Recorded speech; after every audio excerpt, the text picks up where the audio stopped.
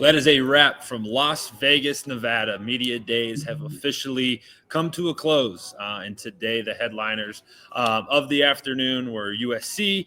Lincoln Riley was speaking and making his rounds. Also, Sherrone Moore from the University of Michigan had some really interesting comments to say. Everybody had some things to say about kind of the state of the Big Ten, the state of college football in general, and some really good stuff over the course of the last 3 days in Las Vegas. Anthony Moeglin alongside my partner, Kevin Woidke, covering from home. I am out in Las Vegas, just sharing with Kevin how excited I am to get home because 3 days in Vegas, man, that is plenty. That's plenty for me, my friend. I need to get out of here. I mean, yeah, you walk through the floors of the casino, your throat gets dry because of all the secondhand smoke from inside. You never know what time it is. You never know what's going on. I mean, it's a blast. I won't sit here and tell you it's not fun. It's just absolute chaos. Dude, the no windows, no clock thing, it should be a crime. It should be an absolute crime. I was downstairs. I've just been very busy, got a lot of stuff going on. So, like, this hasn't been a fun week for me. This is more of a work week for me, but I was at a dinner last night inside the casino, and it was just kind of dark lit, and there's no windows, no clocks, no nothing. They're pumping oxygen in, and I'm like, all right, I'm getting a little tired. I'm about to call it a night, go head up. I come up to my room, and the sun's still out, just kind of like it is right now. I'm like, what the hell? I said, what is going on here? I lost total track of time, but it is just an absolutely crazy place. Every time I come here, it just blows your mind how just absolutely nuts it is. Kev, they're building the new A's facility, the new A's stadium, literally in the heart of downtown, like literally on the strip, right on the heart of it. It is sad to see them go from Oakland, but if they execute that stadium, that baseball stadium will be pretty sweet. But obviously a ton going on, and we were here to cover the football. And we came to you live after day one of media days when Ohio State had their crew here in Vegas. And Kev, I didn't cue you up for this, but you weren't on the show on whatever day that was, Tuesday night. But was there anything that you saw from maybe Ryan Day's comments or even Sonny Styles, Caleb Downs, Jeremiah? There was so much said from those guys. Did you see anything or pick up on anything back from home that kind of caught your attention from when they spoke on Tuesday? Yeah, I didn't realize Sonny Styles was still 20 years old. Dude, how's that? I don't know if Ryan Day misspoke there. If that's true, I could have just Googled it. I didn't. But it's insane. It's nuts. I'm not sure what. I'm not really sure about that. Other thing that's kind of made me feel good is that Jeremiah is bigger, faster, and stronger. I mean, I wasn't surprised with Coach Mick's. I'm surprised about the bigger because that's uncontrollable. With Coach Mick's training program, I'm not surprised that's what happened. But, I mean, those were the two things that stood out to me. They didn't – I mean, obviously national media was picking on everything Jeremiah said. Caleb and Sonny are both kind of softer spoken guys, so not a lot of stuff from them. But I like Jeremiah's Mount Rushmore. Oh, yeah. I just think it's too hard to do that. You got Chris Carr. I'm glad he threw Teddy Ginn on there because I think Teddy Ginn is one of the best receivers we've ever had.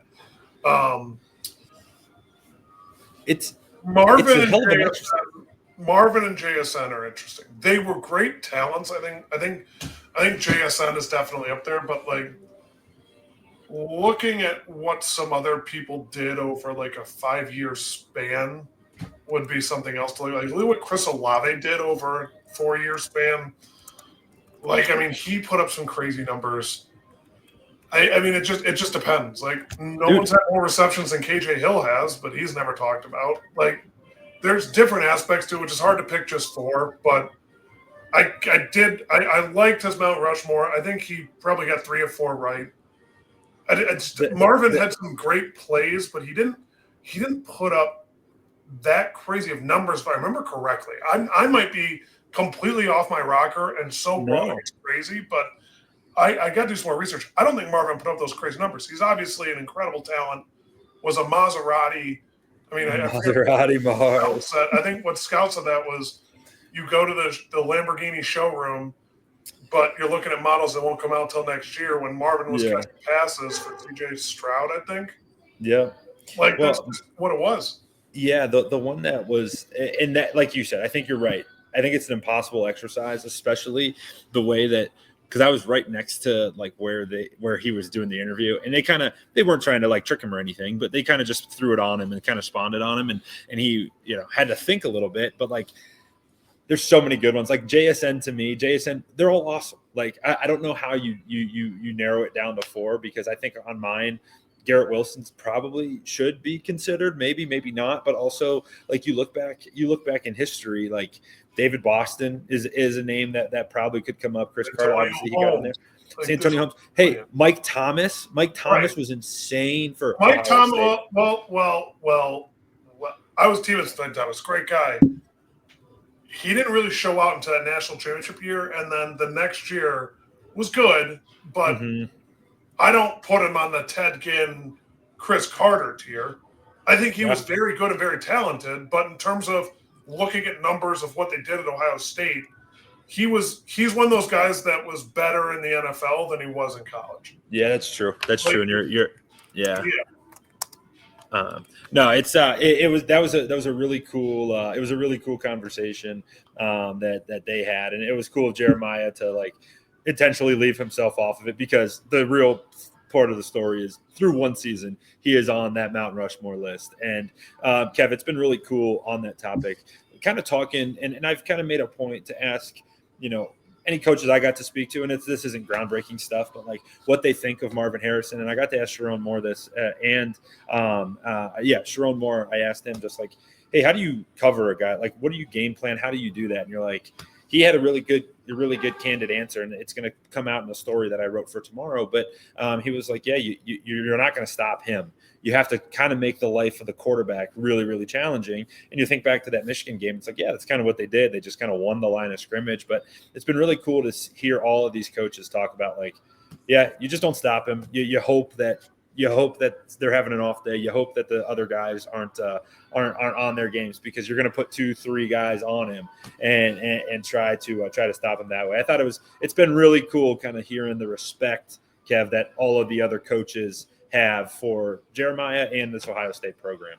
Yeah, it's similar to when they used to say, how do you stop the Warriors? You let Steph Curry go off for 40, but you contain Klay Thompson to 10, because you don't want Steph Curry to go off for 30 or for 40 and Klay Thompson to go off for 30 because you're too busy. Steph Curry's going to get 40 either way. Jeremiah Smith is going to get his touches either way. You got to corral the other ones. You got to take the Emeka Mbukas, the Carnell Tates. This year, the Carnell Tates, the Brandon Innises, and the Max Clare, which I'm so excited for that guy. I can't express how excited I am. I want us to utilize the tight end so much this year. It's crazy. It'll be fun. It should be good. He can catch passes downfield.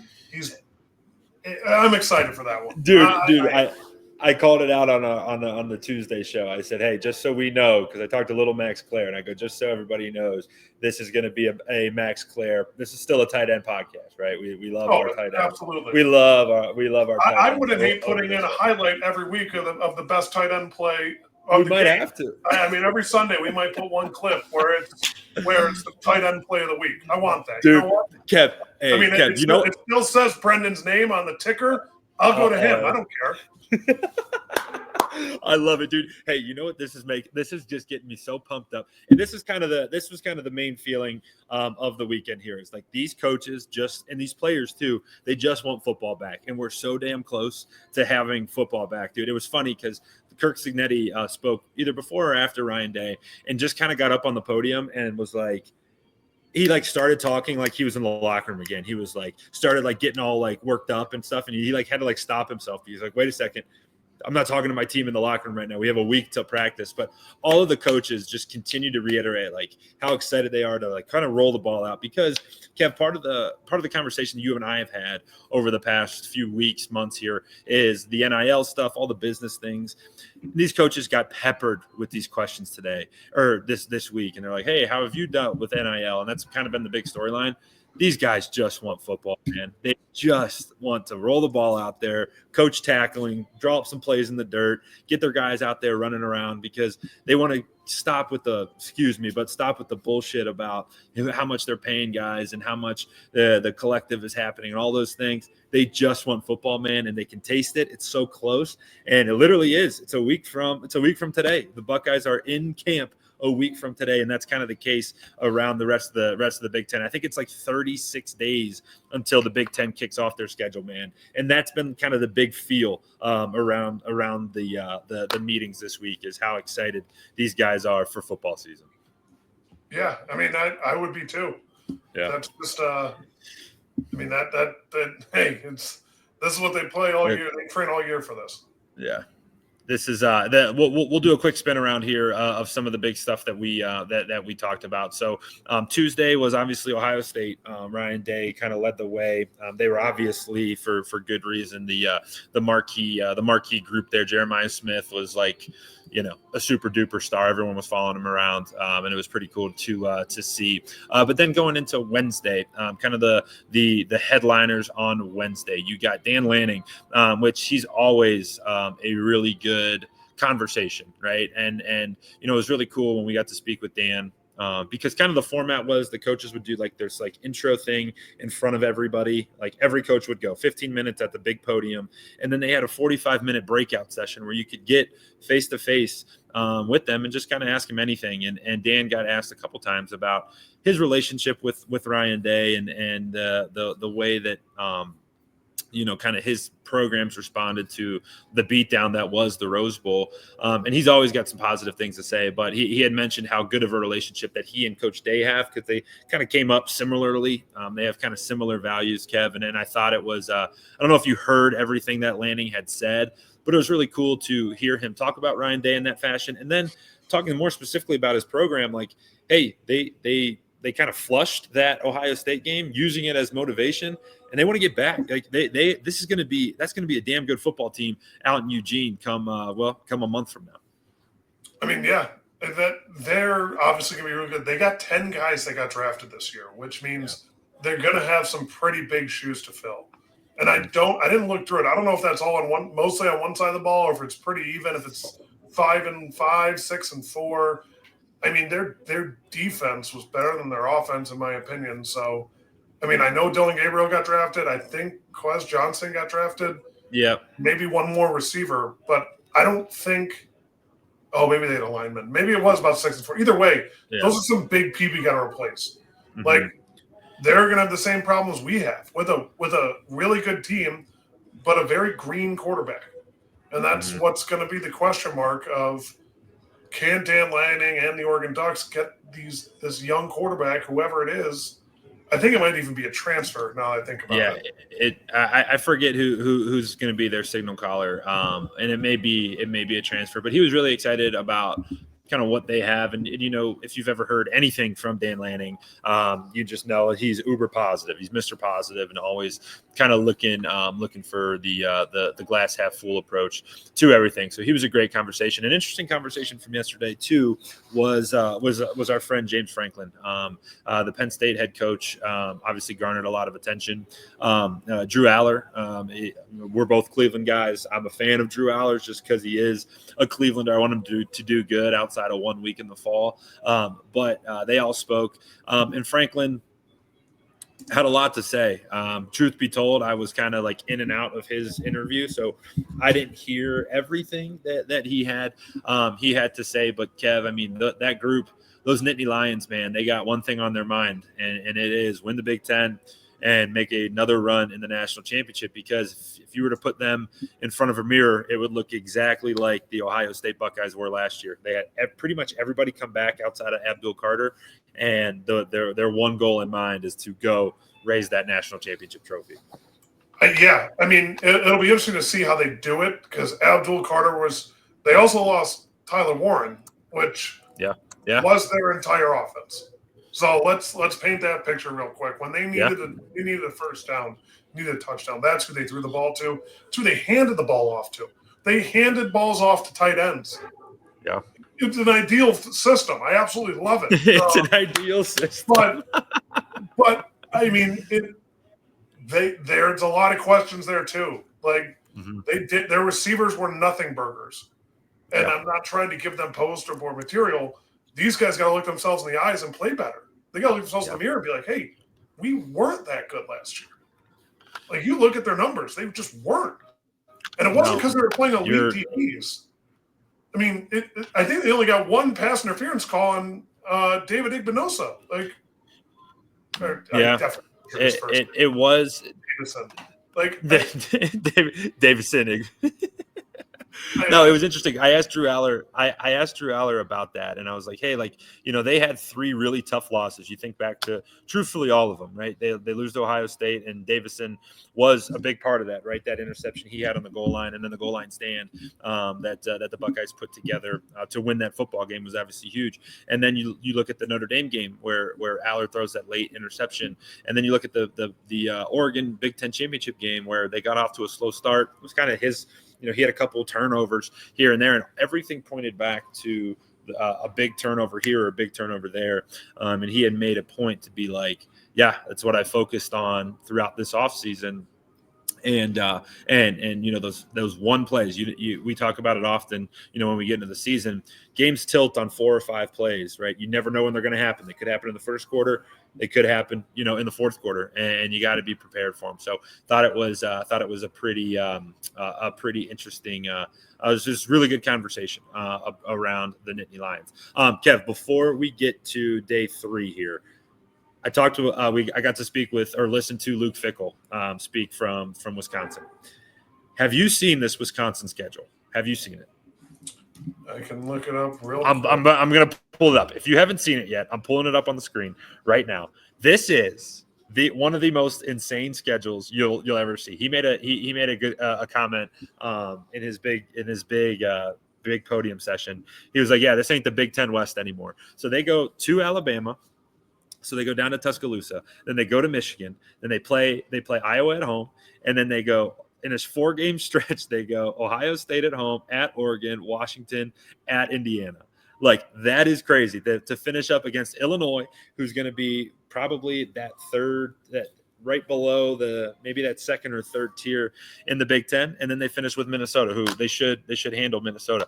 This schedule that Wisconsin has to play is an absolute joke, and I don't know how they've kept Alabama on it, because I look at that and I'm like, holy cow, how do they win football games? That is a bear. I think they entered that game against Ohio State 6-0. 6-0? I think they beat Miami. I think they beat Middle Tennessee. Okay. I think they beat Maryland. I think they beat Michigan. I think they beat Iowa. I think they could beat Alabama. I do. Yeah. I don't think Alabama is what Alabama was. I just don't. Like, I could see them coming in and Big Cat being over the moon. We're 6-0. Ohio State's coming to Madison, and we ruin their season. Not ruin it, but we beat them, and then they might lose to Oregon too. I could see them losing only 2 of these games. If they had a really good year, which is, I don't know. I mean, he took Cincinnati to 12-0. Like, he played some. I know it was a different level of schedule. I don't think Washington wasn't good last year anyway. I don't think Indiana's going to be as good. Illinois is making noise, but by that point in the year, they're probably going to have given up. Minnesota, it's Minnesota. Like, you look at their top 3 of their first 4 and 4 of their last 4 games are really, really, like, I don't think winnable. All very winnable games. Yeah. And then you have Alabama, which I'm not high. I'm low on Alabama this year. I'll be the first to say it. I might be completely wrong, and they could dominate, but I don't think they're that team. I think Michigan was Michigan. We'll see.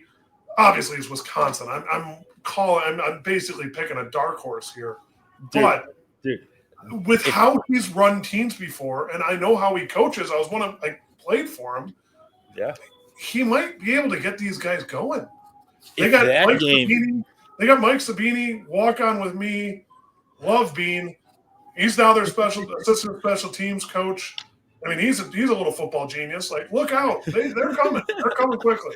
Dude, if that game is 6-0 Wisconsin versus 6-0 or undefeated Ohio State or 1-loss Ohio State in Madison, that will be It's going to be at noon. I almost said it's going to be sick, but that'll be a noon kickoff. But it'll be. They'll be blown. All right, I want to lose all the games. I want all to the games. all those games. Lose all the games.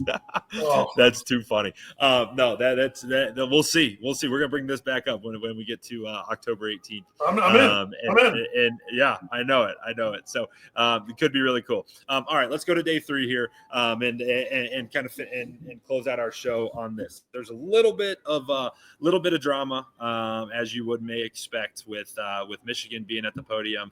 And then we had UCLA speaking today. They were kind of the headliners, at least for Ohio State. Lincoln Riley spoke for USC. I wasn't really tied into Lincoln Riley today, just because they're not on Ohio State's schedule. But a little bit of drama. Michigan's edge rusher Derek Moore made some kind of a comment along the lines of Ohio State's national championship. Doesn't mean anything because and I'm paraphrasing, but doesn't mean anything because they didn't beat Michigan in the game.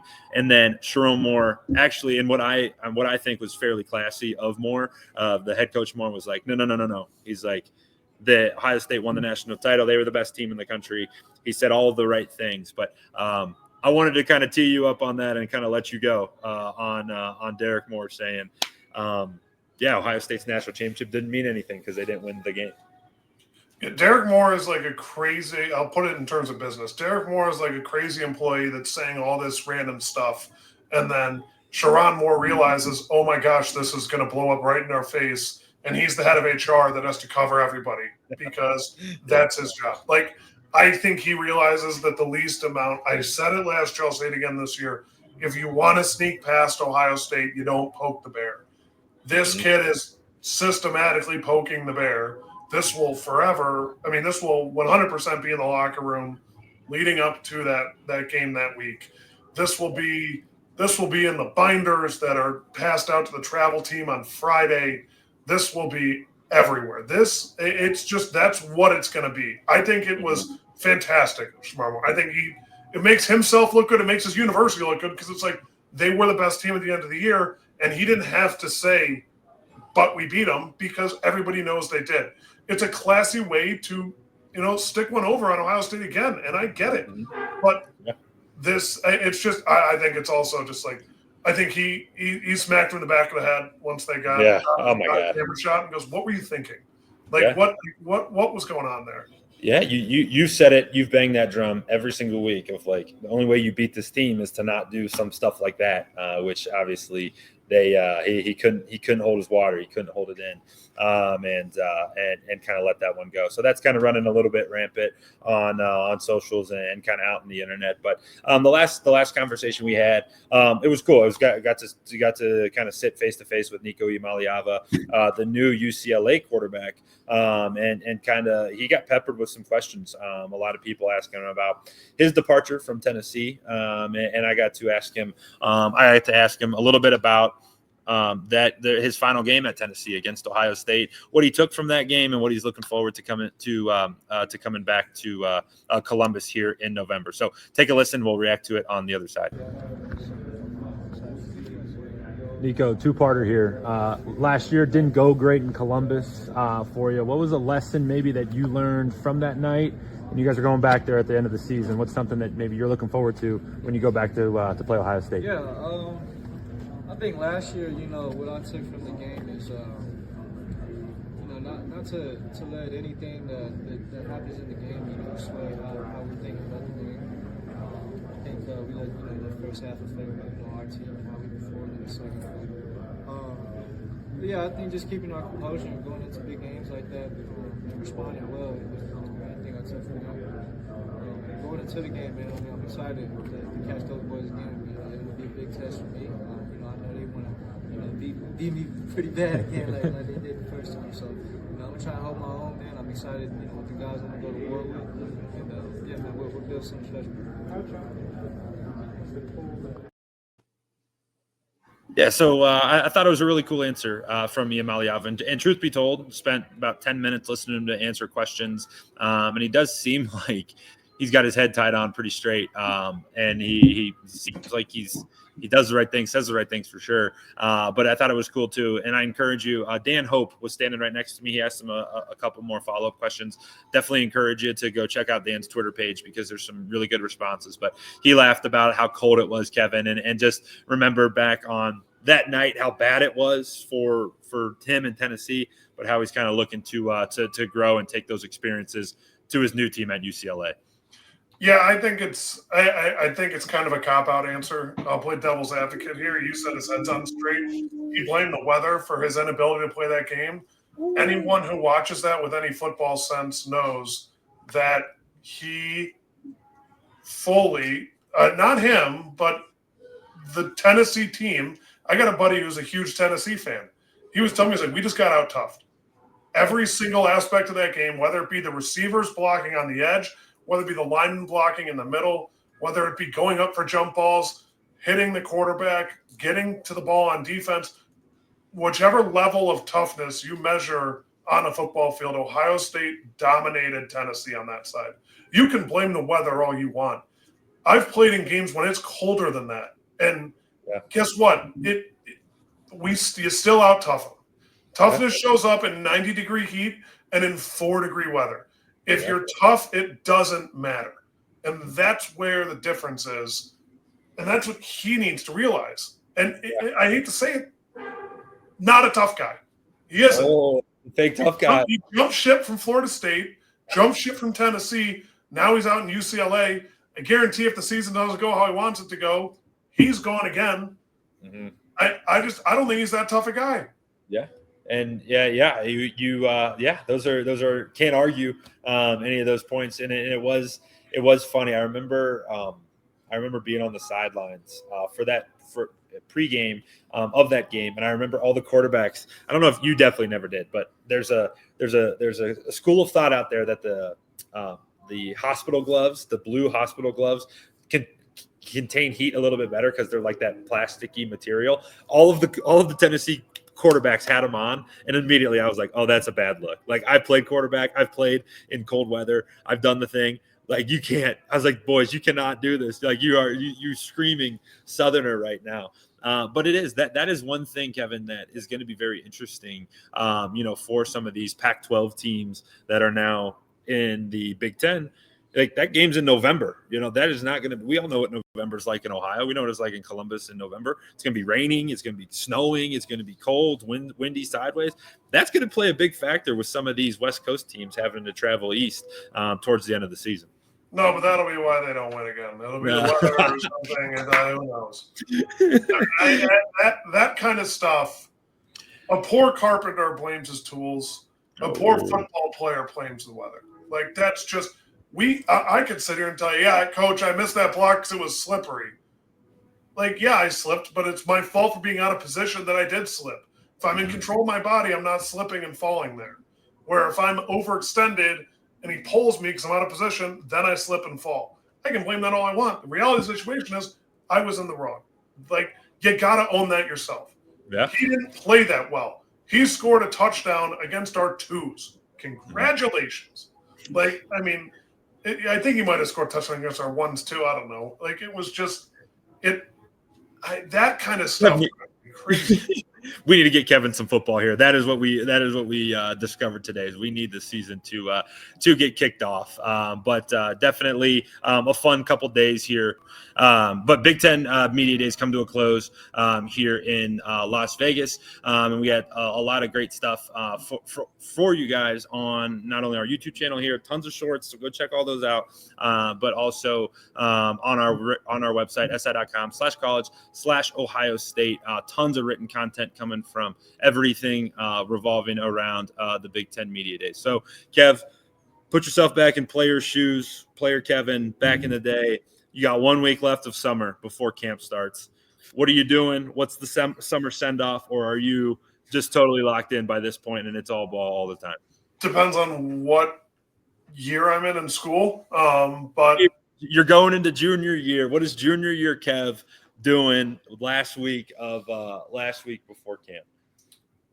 Well, if I'm going into redshirt junior year, we're having a good time hanging out with friends.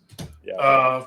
Putting a few pops back, and then hanging out, maybe going up to the lake and just relaxing, maybe a round of golf. But like it's your last taste of freedom for a long time.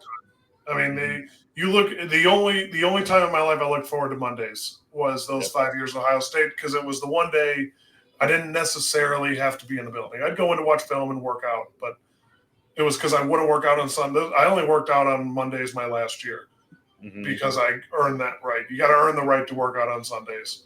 Yeah. And it depends on how many snaps you've played in your career to earn your right to work. To work out on Mondays. And I finally got to that point in my 5th year and was working out on Mondays in my last semester.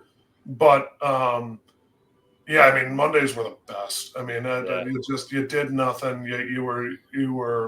You went to school, you went to class, but all your classes were scheduled to be done by noon anyway. So it was a nap. It was good food. It was Fortnite. It was the best. The good old days, man. I know, it's crazy. The good old days. It's this last week, before you say it perfectly, man, it's your last taste of freedom. And it's these guys' last taste of freedom, as they got 7 days until camp kicks off. And then it's, you're into it.